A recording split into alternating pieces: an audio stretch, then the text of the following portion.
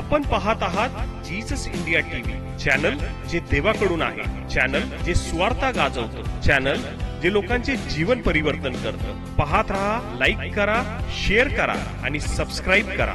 या सेवा कार्याला अजून वाढवण्यासाठी तुम्ही हातभार लावू शकता व आम्हाला तुमची आर्थिक मदत करू शकता. ऑनलाईन पेमेंटसाठी खाली दिलेल्या QR कोडला स्कॅन करून आपलं दान देऊ शकता. स्तुती करतो प्रभूच्या आजच्या दिवसाबद्दल. आम्हाला माहिती की आम्ही सर्वजण आज मदर्स डे या विषयामध्ये आमचे विचार सगळे चालू आहेत. परंतु आईसाठी दिवस नसतो. आई वर्षाचे 365 दिवस आईच असते. हा, आता ज्या लोकांना आईसाठी काही करायचं नसतं मग ते वर्षात एक दिवस फिक्स करतात. मग म्हणतात मदर्स डे, फादर्स डे, तेवढे एक दिवस काहीतरी केलं की आमचा विषय संपला. परंतु बायबलच्या दृष्टिकोनातनं देवानंतर जर या पृथ्वी तलावरती दुसरा दर्जा कोणाचा असेल तर शास्त्रामध्ये आपला बाप व आपली आई. या लोकांना दुर्लक्ष करून कधीच चालणार नाही. आणि म्हणून हा जो शब्द आहे ना आई, या शब्दाची व्याप्ती एवढी मोठी आहे. ज्यावेळेस प्रेम हा शब्द येतो तर तो ममता, आणि ममता ही मातेपासून तयार झालेली आहे. म्हणजे जर आईचं अंतःकरण जर एखाद्या व्यक्तीला समजून घ्यायचं असेल तर तिच्या हृदयामध्ये ममतेशिवाय किंवा प्रेमाशिवाय दुसरं काहीच नसणार आहे. आणि मग या आईचं जीवन जर बघितलं ना,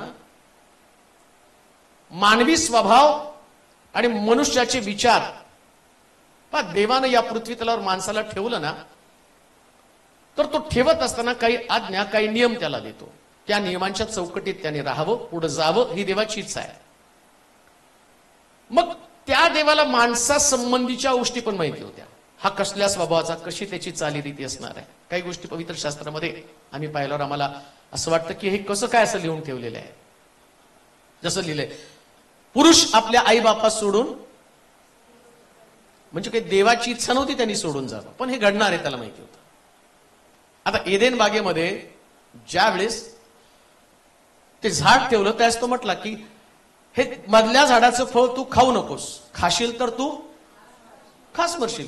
म्हणजे त्याला माहिती होतं की हा खाणार आहे, मग त्यानं त्याला तरतूद करून ठेवली, खाशील तर तू मरशील. तसं पुरुष आपल्या आईबापा सोडून आपल्या स्त्रीस, त्याला माहिती होतं पुरुष आपल्या आईला सोडणार. मग आता देव तो कसला देव की जर समजा पुरुषानं आपल्या आईला सोडलं, आपल्या बापाला सोडलं, मग प्रत्येक पुरुष हा बाप होतो आणि प्रत्येक स्त्री ही आई होत असते. मग आता आईबापाला सोडल्यानंतर पुढे जगामध्ये या लोकांचं भवितव्य काय? देवानं नातं निर्माण केलं आणि मग पुढे कसं होणार आहे?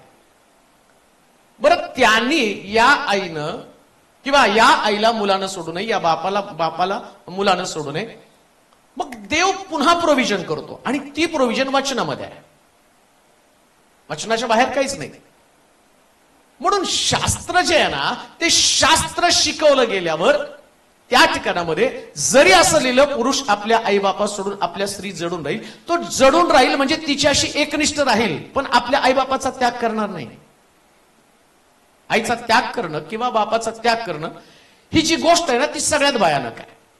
आता बघा, देव तो देव आहे, त्यानं काय केलं, मानव जातीसाठी या मानवानं योजनेच्या चौकटीमध्ये आणि नीती नियमांमध्ये राहावं, याच्यासाठी प्रभूनं काही अभिवचन असलेले आज्ञा दिलेले. लक्षात, काही आज्ञा आहेत आणि काही आज्ञांमध्ये पालन केलं तर अभिवचन म्हणजे आशीर्वाद आहे. काही आज्ञा, जसं मधल्या झाडाचं फळ खाऊ नको, खाशील तर तू मरशील, त्याच्यामध्ये शाप आहे. परंतु अभिवचन असलेली पवित्र शास्त्रामध्ये फक्त एकच आज्ञा आहे, त्याच्यामध्ये आशीर्वाद आहे. बाकीच्या आज्ञा तुम्ही पाळल्या, अनुभवाच्या पुस्तकात लिहिल्याप्रमाणे हे करशील तर तू शापित होशील, नगरात शापित, शेतीबाडीत शापित, आत येशील तर शापित, बाहेर जाशील तर शापित, म्हणजे त्या आज्ञेमध्ये मरण आहे. परंतु अभिवचन असलेली पवित्र शास्त्रामधली फक्त एकच आज्ञा, ती आपण पाहणार आहोत. अभिवचन असलेली इफिसकराचं पत्र 6 अध्याय आणि त्याचं 1 आणि 2 वचन. हा, मुलांनो, प्रभूमध्ये तुम्ही आपल्या आईबापांच्या आई बापांच्या आज्ञेत राहा, आज्ञेत राहा, कारण हे योग्य हे आहे. योग्य आहे. आपला बाप आपला बाप व आपली आई आई यांचा मान राख, यांचा मान राख, यासाठी की यासाठी की तुझे कल्याण व्हावे तुझे कल्याण व्हावं, व तू पृथ्वीवर पृथ्वीवर दीर्घायू असावे. दीर्घायू असावं. अभिवचन असलेली अभिवचन असलेली हीच पहिली आज्ञा आहे. एकच पहिली आज्ञा अभिवचन असलेली, म्हणजे याच्या अभिवचन म्हणजे आशीर्वाद, आशीर्वाद असणारी एकच आज्ञा आहे आणि ती पहिली आज्ञा. आता 10 आज्ञांमधली ती आज्ञा नाही, ती वेगळी आज्ञा आहे. कारण 10 आज्ञांमध्ये जर तुम्ही निर्गमनच्या पुस्तकामध्ये 20व्या अध्यायामध्ये गेला तर तिथं आता ते वाचत बसायचं नाही. त्या 10 आज्ञांमध्ये काय सांगितलं, जर तू याच्यातली आज्ञा पाळली नाही तर तुझ्या 3 पिढ्या शापित होतील. मग आता प्रभू काय सांगतो, ठीक आहे मी तुम्हाला सांगितलं लग्न केल्यावर पुरुषानं आपल्या स्त्रीला सोडावं, आपल्या आईबापाला सोडावं, स्त्रीला जडून राहावं. मग आता तो म्हटला ठीक आहे, तुम्ही त्या ठिकाणात मी तुम्हाला सांगतो, तुम्हाला सूट देतो, आपल्या बायकोला चिटकून राहा. मग काय बापाला सोड. आणि मग बायकोनी पण सांगायचं का सासू मला नकोय. शास्त्र काय सांगतं, अभिवचन असणारी ही काय पहिली आज्ञा. पहिली आज्ञा. बरं त्याच्यात अभिवचन काय आहे, काय अभिवचन आहे त्याच्यामध्ये. मुलांनो, हा? प्रभूमध्ये हा? तुम्ही आपल्या आईबापांच्या हा? आज्ञेत राहा. कुणाच्या आज्ञेत राहा, आईबापा का बायकोच्या. लग्नात वेगळा मेसेज. आता आई आल्यावर तिथं काय सांगितलं, कुणाच्या आज्ञेत राहायला पाहिजे, आईच्या आणि हा एकाच नाही बरं का, दोघांच्या पण आज्ञेमध्ये राहायला पाहिजे. आज्ञेत राहा. पुढे कारण हे योग्य आहे. काय योग्य आहे, आईबापांच्या आज्ञेत राहा. आई बापांच्या आज्ञेमध्ये राहणं योग्य आहे. काय योग्य आहे, कारण ही अभिवचन असणारी आज्ञा आहे. तुम्हाला पटो अथवा न पटो, तुमचं मन तुम्हाला काय सांगो, तुमचं एज्युकेशन काय, तुमचं शिक्षण काय, आणि तुम्ही आम्ही नेक्स्ट जनरेशनचे लोक आहोत. 4G 5G 6G नाही का, जी म्हणजे जनरेशन. आता ती जनरेशन आमची पुढची चाललेली आहेत. तुमच्या कल्पना त्यावेळेच्या वेगळ्या होत्या. ठीक आहे, तुम्ही तुमच्या आईबापांना नावं ठेवा, त्यांच्या कल्पना वेगळ्या आहेत. आपण देवानं तर सांगितलं ना, त्यांना त्यांच्या आज्ञेत तुम्हाला राहावं लागतं. आई वडिलांच्या आज्ञेच्या विरोधामध्ये जाणारे लोक देवापासूनचे आशीर्वाद कधीच अनुभवू शकणार नाही. देवाने त्यांना दर्जा दिलेला आहे, देवाने त्यांना खास विशेष प्रकारचं स्थान दिलेलं आहे. ध्यानात घ्या, तुम्ही किती मोठे झाले, किती विद्वान झाले, किती मोठ्या पोस्टवरती तुम्ही गेले, किती पैसा कमवला, किती तुम्हाला मान सन्मानाची जागा असेल, परंतु सन्मानास पात्र जो आहे, ज्याच्या समोर स्वर्गामध्ये असंख्य देवदूत उपडे पडतात, राजे आपला मुकुट काढून ठेवतात, तो राजा, तो देव काय सांगतो की तुम्हाला तुमच्या आई बापाच्या आज्ञेमध्ये राहावं लागणार आहे. आणि हे चांगलं आहे. लक्षात घ्या, या जगामध्ये जर सगळ्यात चांगली गोष्ट कोणती असेल तर ती आपल्या आईच्या आज्ञेमध्ये राहणं. पण माझ्या आईने चढून जाऊ नये बरं का, नाही तर ती मला ऑर्डर सोडायला सांगेल. मी तिला कालच सांगितलं, तू आई आहे, मी पाळक आहे, कारण मी सगळ्याचा बाप आहे. शास्त्र काय सांगतं की तुम्ही तुमच्या आईच्या तिची पृथ्वी तलावर असणारी प्रत्येक आज्ञा जी माझ्याशी संबंधित आहे, माझ्याशी संबंधित म्हणजे मुलगा म्हणून, पण ज्या चर्च येतं ना, त्या चर्च मध्ये मला पाळक म्हणून भूमिका बजावावी लागते. लक्षात ठेवा, ज्या आईनं तुम्हाला 9 महिने उदरामध्ये ठेवलं, प्रभूनं का आज्ञा दिली, याचं कारण काय आहे. त्या आईनं 9 महिने तुम्हाला उदरामध्ये ठेवलेलं आहे. आणि लक्षात ठेवा, 9 महिने उदरामध्ये ठेवत असताना तिची भूमिका काय होती, तिची जेवणाची पद्धत बदलली. थंड पाण्यामध्ये हात घालायचा नाही. कुठपर्यंत माहिती का, तो मुलगा मोठा होत, कारण तिला माहिती मी जे खाईल ना हे लेकरला वाजणार आहे. थंड पिलं तर त्याला सर्दी होणार आहे. मग तिच्या सगळ्या भावना, तिच्या अपेक्षा, तिला खायचं असतं पण ती खात नसती का, तर या मुलाला तिला वाढवायचं असतं. मग विचार करा, हे देवानं या मातेला घडवत असताना आमचा देव काय पक्षपाती देव आहे का. तिचं जे करत असलेलं कर्तव्य, ती जी त्या मुलाला वाढवण्यासाठी तिची जी असणारी धडपड आहे, या धडपडीच्या मोबदल्यामध्ये तिच्यासाठी काहीतरी प्रोव्हिजन करावी लागणार नाही का, देवाला तरतूद करावी लागणार नाही का. या मातेनं या लेकराला सांभाळण्यासाठी जे कष्ट केले, ज्या खस्ता खाल्लेल्या आहेत, आणि अशा परिस्थितीमध्ये आता प्रभू तिचं आई पण सांभाळण्यासाठी तो काय म्हणतो की तुम्ही मुलांनो आपल्या आई वडिलांच्या आज्ञेमध्ये राहा. कितीही मोठे झाले तरी तुम्हाला तुमच्या आईच्या आज्ञेच्या पलीकडे जाता येणार नाही. मग तुमची जनरेशन कोणती का असेना, बायबलमध्ये सगळ्या जनरेशन नोंद करून ठेवल्या आणि त्याला माहिती तुम्ही किती उड्या मारणार आहेत. देवाला माहिती किती उड्या मारणार आहेत तुम्ही, आणि उड्या मारून मारून कुठे येणार आहे पण प्रभूला माहिती नाही का. ते नायडू आले का नायडू नेहमी ते एक डायलॉग मारचे, माँ के चरणों में जन्नत आहे. कळलं होतं मला बीबी का दुश्वास जाद आहे म्हणून. कधी माँ के चरणों में जन्नत सापडती माहिती का, जेव्हा सगळं तुम्ही कुठं पण फिरा, काही पण करा, सगळे लोक जोपर्यंत तुमच्याकडे काहीतरी आहे त्याच तुम्हाला जवळ करतात. आई ही एक अशी गोष्ट आहे ना, सगळं संपलं तरी तुम्हाला उभं करण्याचं काम ती करते. सगळं संपलं तरी बरं का,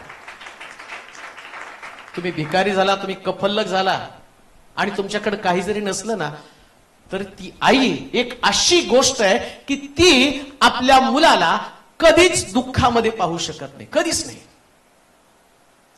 आणि तिला जर विचारलं ना तुझं जीवन नेमकं काय आहे, तिला कधी लेकरू झाल्यावर, मी तर आतापर्यंत एवढ्या माता बघितल्या, ज्यास तिचं लग्न होतं ना तर तिचं स्वप्न असतं तिचा नवरा, तिच्या स्वप्नातला राजकुमार. मग ती म्हणते की तो माझ्या स्वप्नातला राजकुमार आल्यानंतर तिला असं वाटतं माझं सगळं जग मिळालं. परंतु जेव्हा लग्न होतं ना तर तिच्या अंतःकरणामध्ये फक्त एक तळमळ असते की मला आई बनायचंय. म्हणून आम्ही पाहतो की ज्यावेळेस अलिशा त्या शुनेम या ठिकाणच्या थोर स्त्रीकडे गेला, तो त्या स्त्रीला विचारतो की बाई तू माझी एवढी आब राखलेली, एवढं सगळं काही माझी सेवा केलेली आहे, माझी ओळख राजापर्यंत आहे, माझी इच्छा आहे की तुला त्या राज दरबारी तुझ्या नवऱ्याला आणि राजाच्या दरबारात काम द्यावं, तुझी अपेक्षा काय. तिच्या मुखात एक शब्द निघतो, ती म्हणते ते करण्यापेक्षा माझं घर नांत करा. म्हणजे तिच्याकडे एवढं मोठं सुख लोळण घेत असताना तिच्या अपेक्षा काय, तर तिला वाटतं मी आई व्हावं.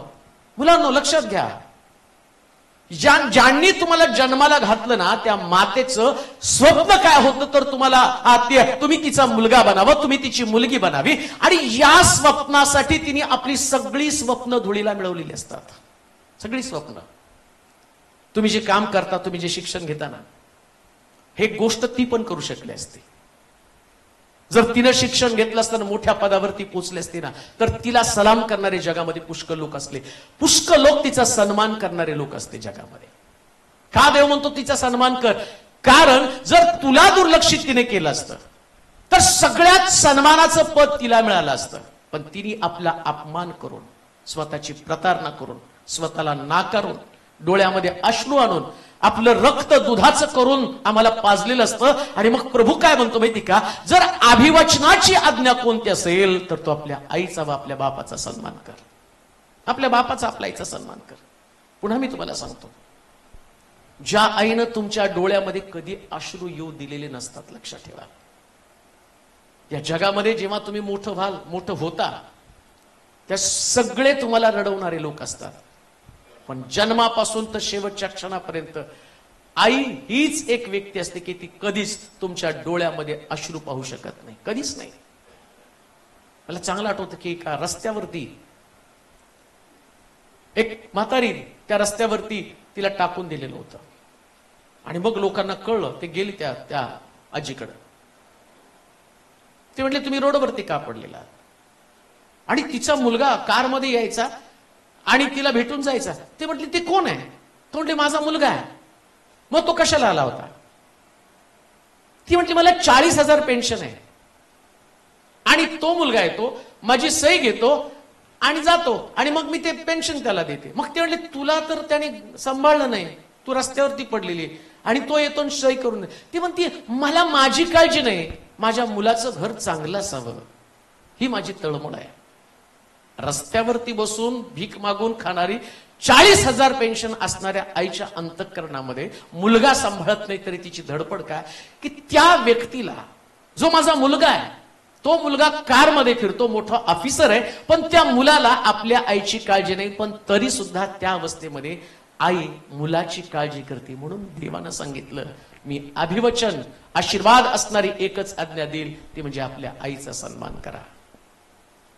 आईचा सन्मान करा. किती बाका प्रसंग आला ना, किती कठीण प्रसंग आला, विचारांमध्ये मतभेद असू द्या, पण विचारातले मतभेद अंतकरण तोडणारे कधीच असू नये. कधीच तोडू नका अंतकरण. जर तुमचं कल्याण व्हायला पाहिजे, असं लिहिलंय तिथं, जो मुलगा जी मुलगी आपल्या आईचा शब्द मानत नाही किंवा त्यांच्या आज्ञेमध्ये ते राहत नाही, त्यांचं कधीच चांगलं होऊ शकत नाही, असं बायबल सांगतं बरं का. कधीच चांगलं नाही होऊ शकत. किती चांगल्या घराचा विचार तुम्ही करा, किती मोठी स्वप्न तुम्ही पहा, पण जर तुम्ही तुमच्या आईची आज्ञा पाळलीच नाही. कधी कधी आम्ही म्हणतो, नाही माझं देवावरती प्रेम आहे, आई बापावरती प्रेम नाही. अरे देवावरती तो म्हणतो, जो कोणी माझ्यावर प्रीती करतो तो माझ्या आज्ञा पाळेल. आणि देवाची आज्ञा काय? आई बापाचा सन्मान कर. मग आम्ही म्हणतो, नाही माझं देवावरती प्रेम आहे, मी चर्च मध्ये कुर्बान देईल. चर्च बांधायला देईल ना 2-4 लाख रुपये, त्याच्यानं बिल्डिंग बांधतील, आम्ही चांगलं त्याच्यामध्ये आराधना करू, पण देव तुला कसा आशीर्वाद देणार आहे? बरं, नुसता आशीर्वाद नाही बरं का, कल्याणाबरोबर त्यांना म्हटले दीर्घायुष्य. कल्याणाबरोबर काय म्हटलेलं आहे? हा, म्हणजे दीर्घायुष्य जर मिळायला पाहिजे. दुसऱ्या भाषेत मी असं म्हणेल, तुम्हाला दीर्घायुष्य नाही समजणार. कधी कधी काही व्याधी विकार आहेत आणि डॉक्टर म्हणतात की आता 2-4 वर्षात तुम्ही जाणार आहे, आणि मग पण साहेब प्रार्थना करा. अरे प्रार्थना करण्याच्या ऐवजी आपल्या आई बापाची आज्ञा पाळणा, आईचा सन्मान कर ना, व्याधीच तुझ्याकडे येणार नाही. धार्मिक बन ना. धार्मिक म्हणजे देवाच्या वचनाप्रमाणे जीवन जगणं. लक्षात घ्या, धार्मिक म्हणजे चर्च मध्ये येऊन गाणं नाही. गाणं तर मोहम्मद रफी पण गाऊन गेलेलं आहे, त्यांनी पण आपले देवाचे गाणे गायलेले आहेत, लता मंगेशकरनी पण गायलेले आहेत. मग गाण्यात काय विशेष आहे? आम्ही गाणं गायलं म्हणून आता ते त्यांना म्हणणार का तुम्ही स्वर्गामध्ये जाणार? गाणं वाजवणं, नाचणं ही धार्मिकता नाही. धार्मिकता देवाचं वचन पाळणं आहे. धार्मिकता म्हणजे देवाचं वचन पाळणं. आणि देवाचं वचन पाळणं म्हणजे देवाच्या योजनेच्या चौकटीमध्ये राहणं. बंड करू नका कधी सुद्धा. किती सुद्धा तुमच्या मनानं बंडाची स्थापना करण्याचा प्रयत्न केला, म्हणून इसा का आशीर्वादित झाला? का इसाक आशीर्वादित झाला? का इस्माईल आशीर्वादित झाला? इस्माईल सुद्धा आशीर्वादित झाला. का झाला? त्याच्या आईनं त्याला झुडपाखाली टाकलं ना, तो झुडपाखाली स्वतःसाठी रडत होता. आपल्या आईसाठी नाही रडला. तुम्हाला का सोडून गेलेला आहे? येशू ख्रिस्त ज्यानं जगावरती, बायबल सांगतं की सारं जग त्याच्या हातामध्ये दिलं. का त्याला जग हातामध्ये दिलेलं आहे? मरताना सुद्धा तो आपल्या आईची काळजी घेतो. म्हणतो योहानाला, योहाना ही पहा तुझी आई. मरताना सुद्धा लास्ट मोमेंटला पण त्याला कोणती काळजी आहे? पृथ्वी तलावरती देवानं माझं एक नातं निर्माण केलं, जी मरिया आहे आणि तिचा मी देहानं आणि आत्म्यानं मी देवाचा पुत्र आहे, पण देहानं तर हिचा पुत्र आहे ना. हिची काळजी मला घ्यायला पाहिजे, हिची निगाह मी राखली पाहिजे. आणि स्वतः तो म्हणतो योहाना ही पहा तुझी आई. आई मोठ्या आशेनं त्याच्याकडे पाहत आहे. अरे येशू तू गेल्यावर पुढे माझं काय? येशूनं तरतूद करून ठेवलेली आहे. धन्य ती लेकरं जे आपल्या आईची तरतूद करून ठेवतात, आपल्या वडिलांची तरतूद करून ठेवतात. तुमच्याकडे तुमच्या लेकरांची प्रोव्हिजन आहे. तुम्ही तुमच्या लेकरांसाठी, त्यांच्यासाठी आणि तुम्ही अतिशय सुंदर प्रकारचा प्लॅन करून ठेवलेला आहे. त्यांच्या नावावरती काही सेव्हिंग करून ठेवलेली आहे. का हो, तुम्ही तुमच्या लेकरांच्या नावानं सेव्हिंग केली, तुमच्या आई वडिलांनी पण तुमच्या नावावरती सेव्हिंग केली. पण किती लेकरं आपल्या आई वडिलांच्या नावावर सेव्हिंग करत आहेत की पुढे चालून आमच्या घरामध्ये, आमच्या परिवारामध्ये जर संकट आलं तर तिला आणि कुठल्याही प्रकारच्या मदतीशिवाय मी तिच्या पैशानं तिच्यावरती उपचार करेल, तिच्यावरती उपचार करेल. उपचारासाठी इकडं तिकडं धावाधाव करण्यापेक्षा आमची लेकरं अशा पद्धतीची बनली पाहिजे. शिलोच्या लेकरांनो, एक गोष्ट ध्यानात ठेवा, जेवढं तुम्ही धार्मिकतेमध्ये पुढे, तेवढं देवाच्या वचनामध्ये पुढे राहा. तुमची आई हे तुमचं भूषण असलं पाहिजे, कारण देवानं तिला विशेष प्रकारचा दर्जा दिलेला आहे. त्या दर्जेपासून आणि तुम्ही कोणत्याही परिस्थितीमध्ये तिचा दर्जा आणि काढून घेता कामा नये, किंवा तुम्ही त्या ठिकाणामध्ये कोणत्याही परिस्थितीमध्ये तिला कमी लेखता कामा नये. अनुवादाचं पुस्तक 5वा अध्याय 14 वचन वाचा बरं. अनुवादाचं पुस्तक 5वा अध्याय, सेम गोष्ट त्याच्यामध्ये सांगितलेली आहे. हा,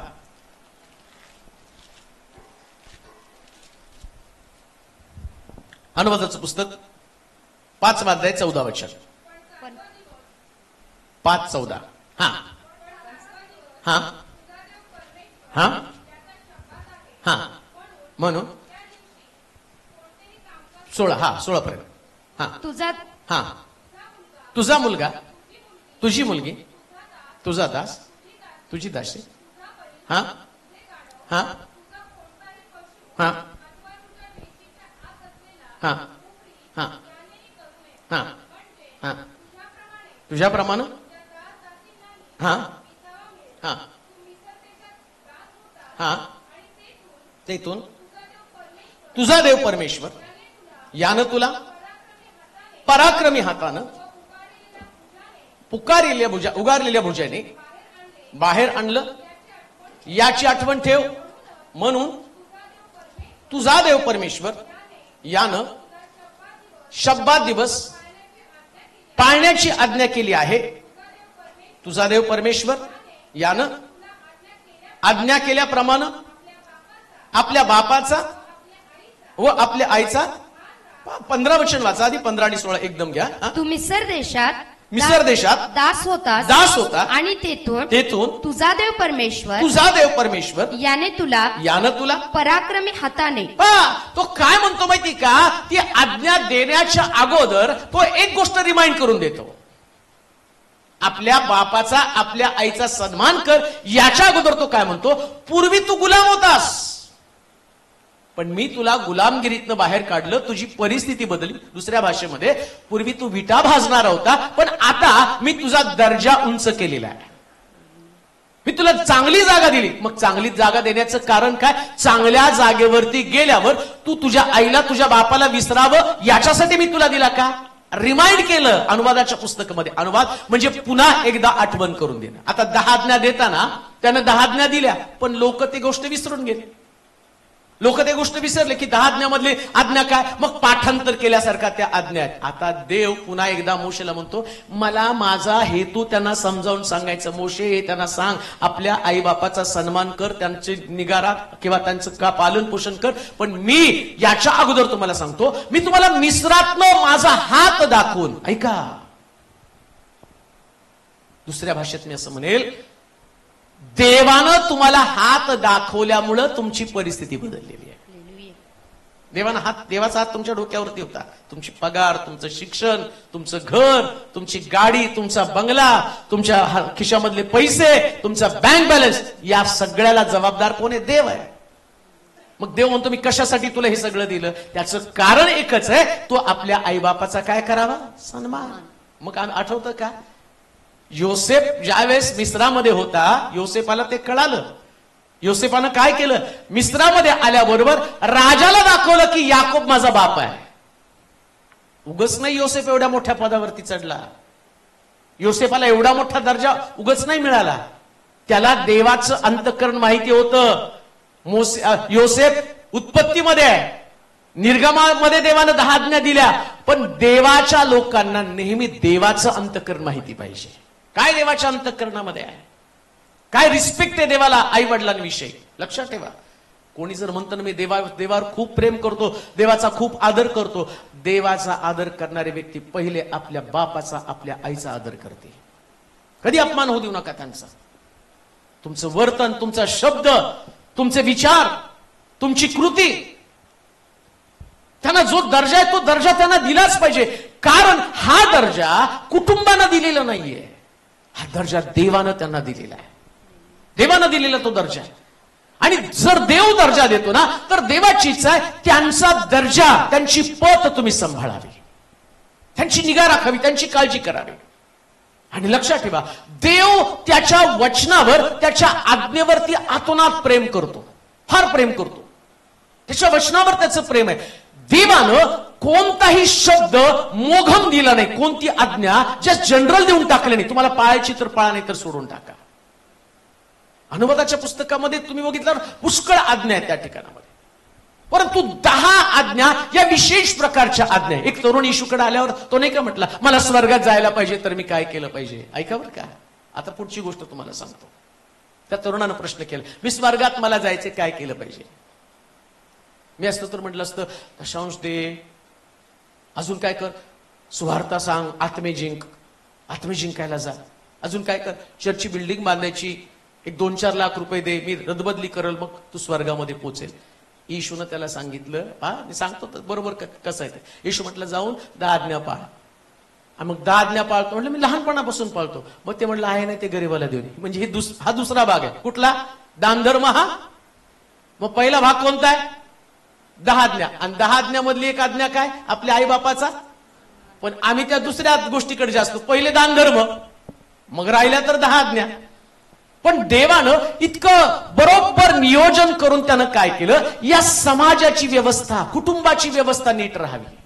ठीक आहे, पहिला दर्जा देवानं घेतला. तो म्हटला की आपला देव आणि याच्यावरती पूर्ण मनानं प्रेम कर. मग तो माझ्यासमोर तुला अन्य देव नसावे, 70 दिवस पवित्रपणे पाळ. आणि मग आता दुसऱ्या आज्ञेमध्ये देताना त्यांनी काय सांगितलं, आपला बाप व आपल्या आई याचा सन्मान कर. बरोबर मधली एक आज्ञा काढली. पहिले देव आणि दुसरं कोण? आई. म्हणजे सासू पण बरं का. नाही तर तुझी आई ती तुझी आई, माझी आई ती माझी आई, नाही का. कधी कधी आम्ही आमच्या आईचा खूप सन्मान करतो, त्यांच्या आईचा करत नाही. कधी कधी नवरा पण काय करतो, माझी आई आणि ते तुझी आई. आई हा शब्द जिथं जिथं जिला मुलगा मुलगी आहे ती आई आहे. आम्ही म्हणाल का? सासूचं नातं पवित्र शास्त्रात नाहीच आहे. पवित्र शास्त्रात सासू हा शब्द नाहीच आहे. तिथं आईच आहे. बसा खाली, खाली बसा, खाली बसा. काढा तिला बाहेर, काढा बाहेर. बायबल सांगतं आई ही गोष्ट आहे आणि ती शास्त्रामध्ये तिला विशेष प्रकारचा दर्जा दिलेला आहे. म्हणून म्हटलं अभिवचन असणारी ही एक प्रकारची आज्ञा आहे. पण या अभिवचनाकडे दुर्लक्ष करणारं मार्काचं शुभवर्तमान 7वा अध्याय आणि त्याची 10 पासून 13 पर्यंतची वचनं वाचूया. मार्काचं शुभवर्तमान 7वा अध्याय 10 पासून 13 पर्यंतची वचनं. कारण मोशेने सांगितले आहे, कारण मोशेनं सांगितलं आहे, तू आपला बाप व आपली आई यांचा मान राख. आणि जो कोणी आपल्या बापाची किंवा आईची निंदा करतो त्याला देहांत शिक्षा व्हावी. परंतु तुम्ही म्हणता जर एखादा आपल्या बापाला अथवा आईला म्हणाला की जे मी तुम्हाला पोषणासाठी द्यावयाचे. काय म्हटलं त्यानं? जे मी तुम्हाला पोषणासाठी द्यावयाचं ते कुर्बान म्हणजे अर्पण केले आहे. म्हणजे अर्पण केलं तर तुम्ही त्याला आपल्या बापासाठी किंवा आईसाठी पुढे काही करू देत नाही. अशा प्रकारे तुम्ही आपला संप्रदाय चालू ठेवून देवाचे वचन. एक संप्रदाय, एक विशेष प्रकारच्या वर्गवारीचा आणि एक लोक आहेत की ते काय, त्यांची धारणा काय, त्यांचे विचार काय, ते म्हणतात की आम्ही कुर्बान करू पण आमच्या आई वडिलांना नाही सन्मानणार. आम्ही कुर्बान करू, आम्ही अर्पण करू, आम्हाला जे वाटतं ना ते आम्ही देवाच्या मंदिरासाठी देऊ. मंदिरासाठी पाहिजे तेवढ्या गोष्टी आम्ही देऊ. मग विधवेला साडी देऊ. पहा, मायवारच्या दिवशी ना तुम्ही बघितलं ना, त्यास इतका कळवळा येतो ना. ते म्हणतात की जे विधवा आहेत ना त्यांना साड्या द्यायच्या. अरे तुझ्या आईला दे ना. का ती दौंडी पेटवायची ना, फेसबुकला फोटो टाकायचे की एवढ्या विधवांना, एवढ्या मातांना आम्ही साडी दिली आणि तुझ्या आईच्या अंगावर साडी नाही. मग इथं दानधर्म पाहिजे ना, इथं दिसलं पाहिजे. आणि पहा आता देव आईच्या बाबतीत, वडिलांच्या बाबतीत किती कठोर आहे ही गोष्ट. ज्या लेकरं फिरू देऊ नका, कोणाची लेकरं घेऊन बसा. देव आई वडिलांच्या बाबतीमध्ये किती कठोर आहे. मला वाटते परत ते वचन वाचा, तुम्हाला समजेल. जो कोणी आपल्या बापाची किंवा आईची, कारण मोशेने सांगितले आहे परत की आपल्या बापाची किंवा आईची निंदा करीतो त्याला देहांत शिक्षा व्हावी. कसली शिक्षा व्हावी? देहांत. तुम्हाला कळते का देव आईच्या बाबतीत, वडिलांच्या बाबतीत किती गंभीर आहे. तो म्हणतो जो कोणी आपल्या बापाची अथवा आपल्या आईची काय करेल? निंदा करेल त्याला देहांत शिक्षा व्हावी. निंदा केली तर त्याला मारून टाका म्हटलेलं आहे. आमच्या तोंडातनं तर तुला डोकंच नाही, तुला समजतच नाही, तुला काय माहिती आमची पिढी कुठं गेलेली आहे. मातीत गेली तुमची पिढी. तुम्ही फार पुढचे आहेत. देवाच्या पुढे कोणीच असू शकत नाही, लक्षात ठेवा. आणि देवापेक्षा मोठं तुम्ही कधीच असू शकत नाही. देवाची आज्ञा ती फायनल आहे. आणि अजून एक गोष्ट तुम्हाला सांगतो, देव तुम्हाला खेळवत बसणार नाही. कधी कधी ते वाद झाल्यावर नाही काय मग चला मी तुमच्या मुलाला समजावतो. देव समजावून सांगण्याच्या मानगडीत पडत नाही. बाळा नीट राहा, आईचं काळजी घे आणि अमकं कर. त्याच्याकडे हे केलं नाही तर मारून टाका. म्हणून तो म्हटलं दीर्घायुष्य मिळावं तर तुला तुझ्या बापाचा तुझ्या आईचा सन्मान करावा. इथं आज्ञा आहे ती. जर तू त्यांचा सन्मान करू शकला नाही, देहांत शिक्षा देऊन टाका, मारून टाका. आता देव ज्यावेळेस बोलतो ना त्या व्यक्तीला देहांत शिक्षा, ऐका बरं का, तो म्हणतो जर तो आपल्या बापाची आपल्या आईची निंदा करतो, मी तुम्हाला घाबरत नाही पण मी तुम्हाला जाग करतो. जर कोणी आपल्या आईची आपल्या बापाची निंदा करतो ना, तो म्हटला त्याला मारून टाकावा. आता देव मारून टाकावा हा शब्द वापरतो ना, म्हणजे मृत्यूसाठी तुम्ही ज्यावेळेस तुमच्या आई वडिलांचा अपमान करता, निंदा करताना, तुम्ही मृत्यूसाठी दरवाजे खुले करता. मग तुमचा दान धर्म पण तुम्हाला वाचवणार नाही, मग तुमची प्रार्थना पण तुम्हाला वाचवणार नाही, मग तुमची स्वार्थ पण तुम्हाला वाचवणार नाही, मग तुम्ही किती लोकांच्या आरोग्यासाठी प्रार्थना करता ती पण तुम्हाला वाचवणार नाही. मी तुझ्या नावाने संदेश दिला, रोगी बरे केले, भूत काढले, तो म्हणतो मी तुला का ओळखत नाही. तुला जी आज्ञा मी सांगितली ना, प्रीचिंग फार सोपं आहे. इकडून तिकडून काढलं तर ते परवा एका पास्टरने मला तुमचं ऐकलं, कसा संदेश करायचा मला थोडस सांगा.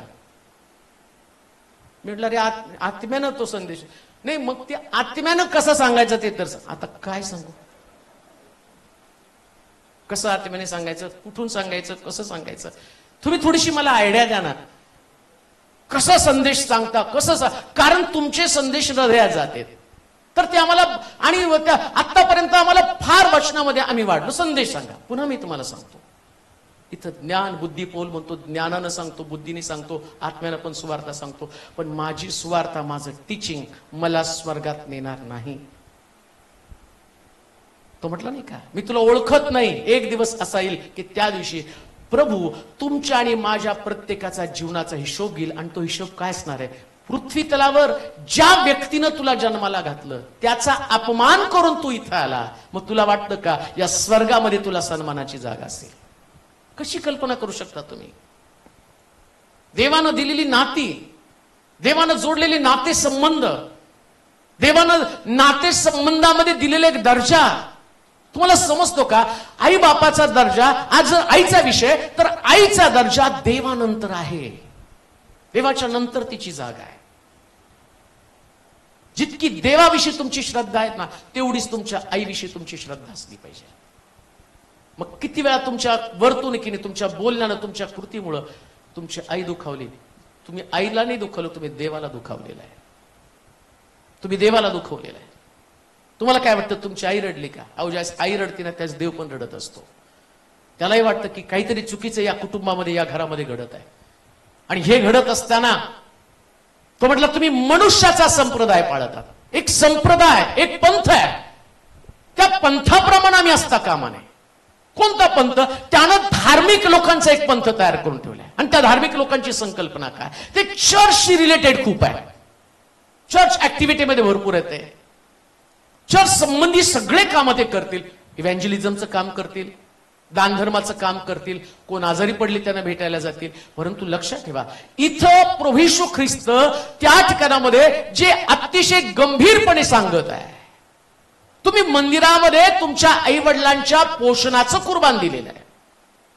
म्हणजे येशू पुन्हा आठवण करून देत आहे, आईचं पोषण करण्याची जबाबदारी कोणाची? तुमची आहे.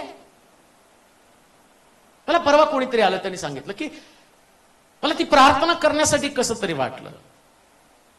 ते म्हणले आम्ही वृद्धाश्रम काढलेले आहे, आमच्याकडं वृद्धांची संख्या वाढावी म्हणून प्रार्थना करा. काय वृद्धांची संख्या वाढावी म्हणून प्रार्थना करू? देवा, आई वडिलांना लेकरांनी बाहेर सोडावं आणि त्या लेकरांना आई वडिलांना आधार नाही, मग त्यांना तू तिथं टाक.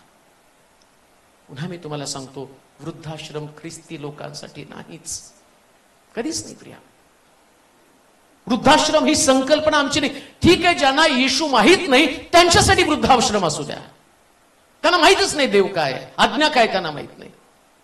पण आम्हाला देव माहिती ना, आमच्या देवाचं अंतःकरण आम्हाला माहिती आहे. आता पुन्हा मी तुम्हाला सांगतो, पुरुष आपल्या आईबापा सोडून आपल्या स्त्री जडून राहील. मग ही जी गोष्ट आहे, ऐका बरं का आता आयानो, मी तुमच्याविषयी खूप चांगलं सांगितलं.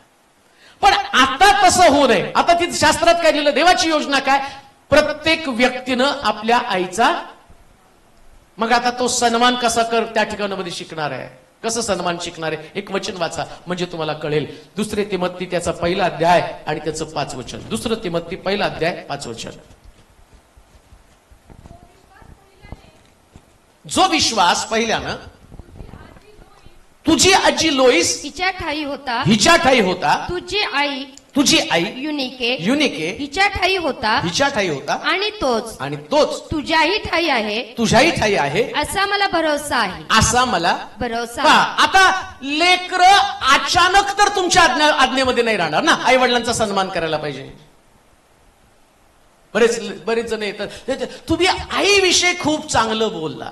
मागे एकदा मी संदेश दिला फादर्स डे वरती, आणि फादर्स डे वरचा संदेश एक लांब गावातनं एक सिस्टर त्यांनी मला कॉल केला, बापाविषयी तुम्ही खूप चांगलं बोलला हो, पण तुम्हाला आमचा नवरा माहित नाही कसा आहे. मग आता तुमच्या नवऱ्याला धरून संदेश देऊ का? मी जनरल बापाविषयी बोललो. तुम्ही म्हणता त्यांचं ऐकायला पाहिजे, बापाचा आज्ञा पाळली पाहिजे. अहो, आमच्या नवऱ्याला अजून एक बाहेर बाई आहे.